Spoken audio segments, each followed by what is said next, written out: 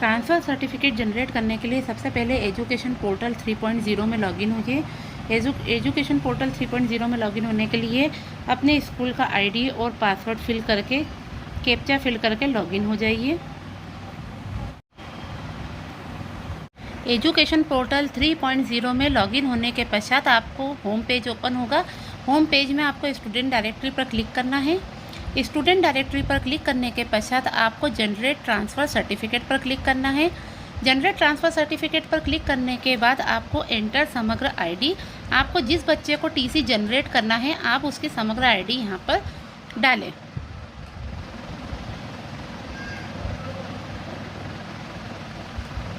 मैंने यहाँ पर समग्र आईडी फिल कर दी है।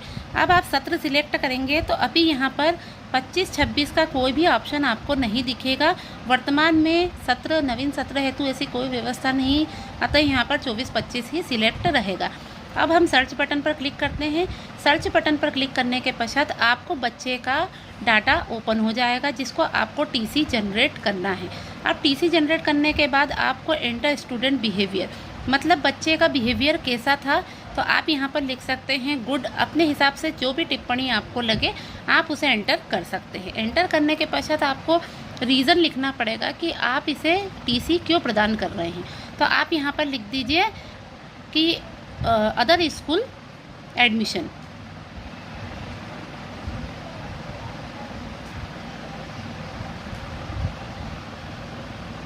यहाँ पर अपने हिसाब से आप जो भी रीज़न है वह यहाँ पर लिख सकते हैं।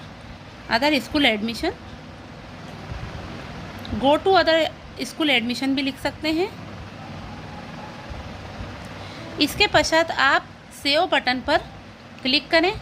सेव बटन पर क्लिक करने के पश्चात आपको एक मैसेज आएगा, do you want to save this record.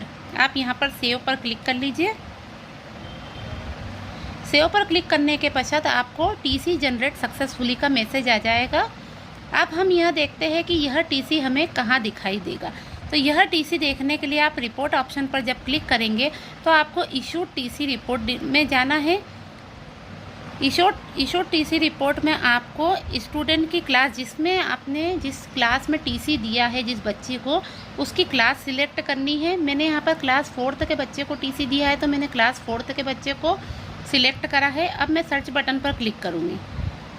यहाँ पर एकेडमिक ईयर आप सिलेक्ट कर लें 24-25। हमें यहाँ ऑप्शंस नहीं है तो हमें गत वर्ष ही सिलेक्ट करना है। अब हम यहाँ सर्च बटन पर क्लिक करते हैं।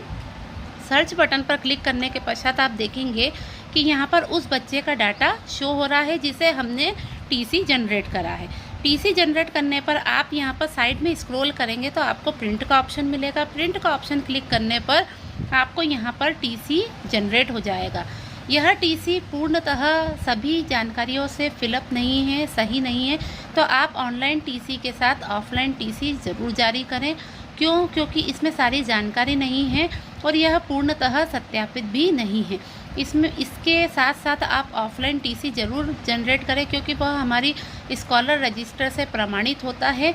अब यह इस प्रकार आप इस टीसी को यहाँ से प्रिंट कर सकते हैं। प्रिंट का ऑप्शन भी है यहाँ पर। आज हमने इस वीडियो में यह जाना है कि हमने बच्चों को टीसी कैसे जनरेट करना है। टीसी जनरेट करने के 2 तरीके हैं।